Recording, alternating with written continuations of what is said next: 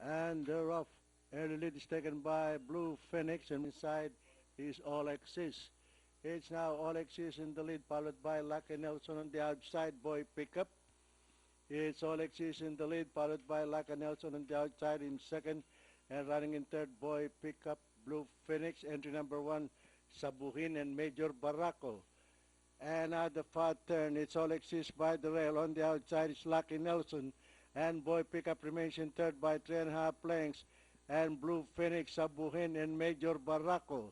But it's still All Axis, the favorite, leading the field by half a length, followed by Lucky Nelson on the outside in second, and Boy Pickup running in third on the farther outside. At the top of the stretch, it is still All Axis, lengthening now by 3.5 lengths. It's All Axis in the lead, followed by Lucky Nelson on the outside, Sabuhin on the inside, and Boy Pickup, Blue Phoenix, and Major Barraco. And nearing the payoff line, it is still All Axis now pulling away from the field.